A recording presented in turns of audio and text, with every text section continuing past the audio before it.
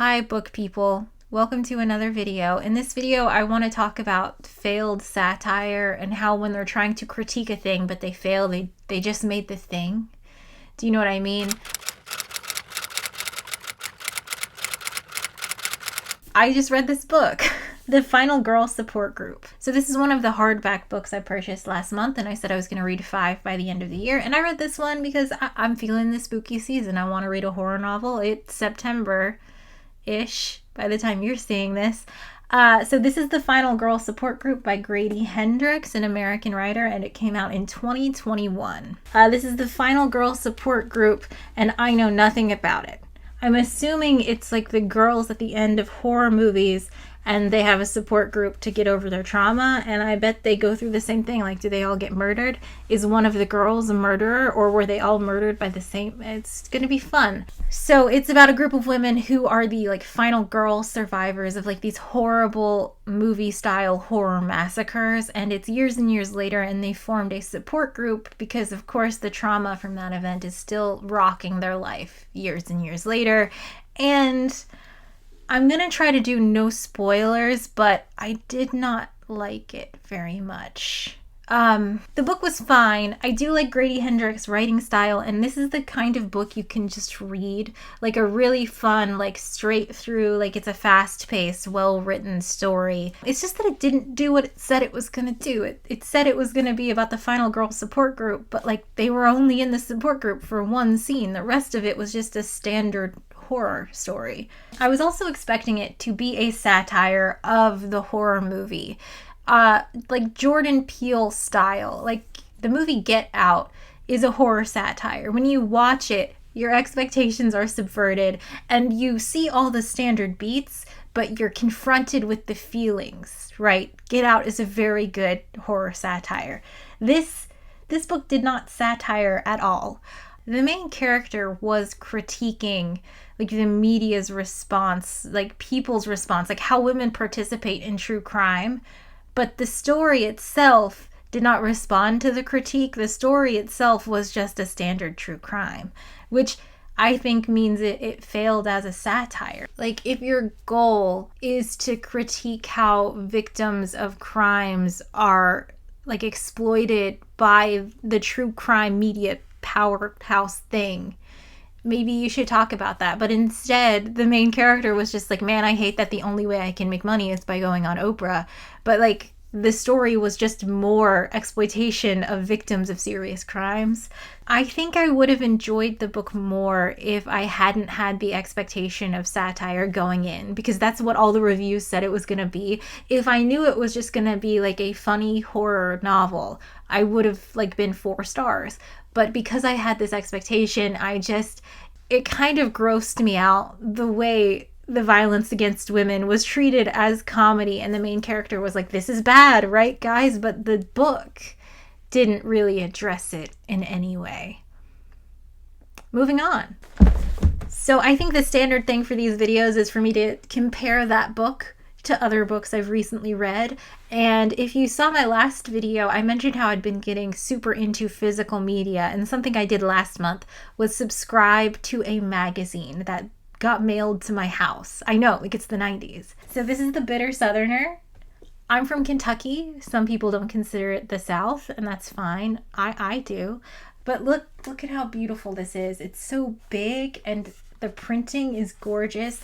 And I'm so disappointed with the news lately. I don't know if it's because I mostly get my news aggregated to me via angry tweets on Blue Sky, but I just want to read articles that are written by intelligent people that have been edited by humans. Do you know what I mean? And this really fit the bill.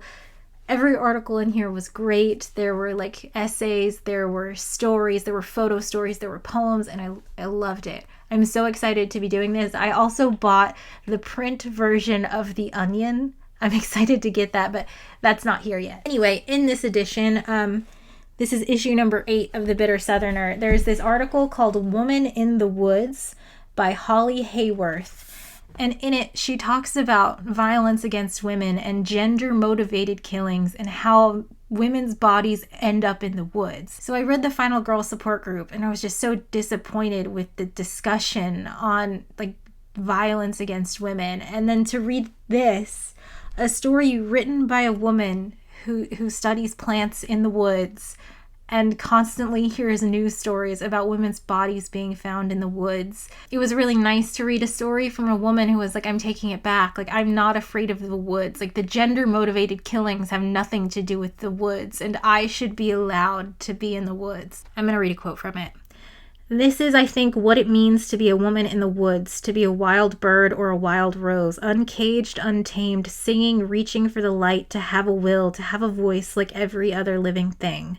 To be a dead woman in the woods means the opposite of all that, and to be a woman in the woods is also to know it could go that way for you too, because the woods are wild, because they are often beyond surveillance and control. They are good places for a man to kill a woman or dispose of her body. So, big recommend on the Bitter Southerner. And again, I don't want to say I thought the Final Girl Support Group was bad.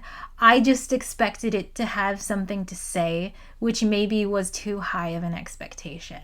Like, it was just a horror novel, and those are fine, and it's fine to read those. I do really want to recommend the Bitter Southerner, though. Let me read you their mission. A beacon from the American South and a bellwether for the nation, the Bitter Southerner is an Athens, Georgia-based independent publisher founded in 2013 that connects an activated and vocal global community working to make the South and America a better place.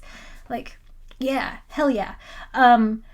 If you, like me, are super disappointed at the news and depressed at the news, and you just want something to arrive at your door that has like things to say, well-written essays, beautiful photographs, like this is like art. Like, don't tell them at the Bitter Southerner, but I imagine this could be like cut up and crafted with. It's so beautiful.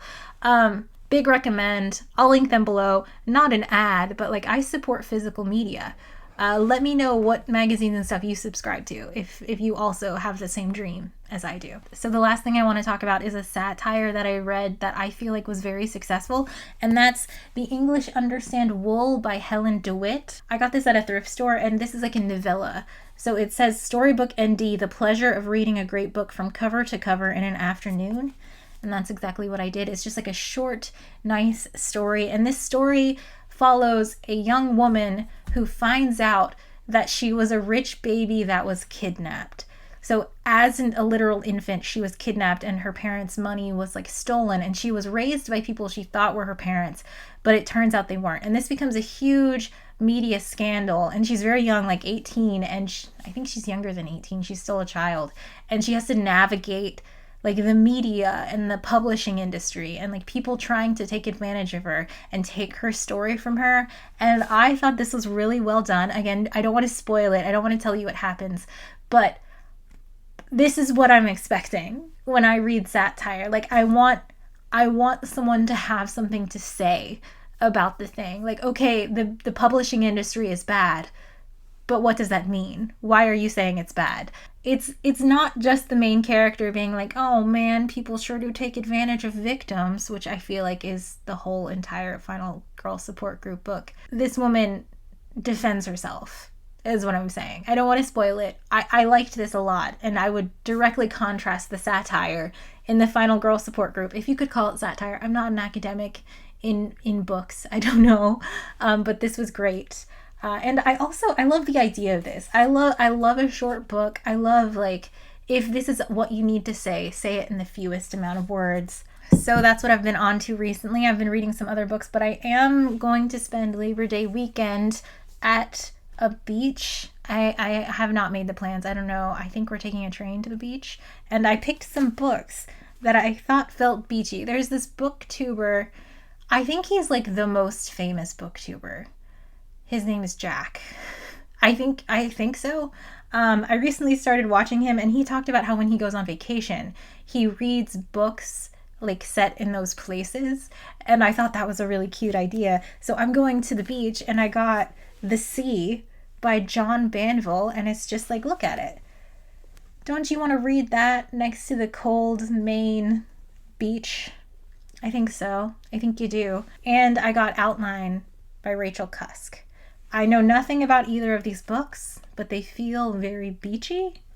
No spoilers. Maybe I'll read them. I don't know. I'm only going for like a day. We'll see. I'll let you know. I'll let you know if I read the books.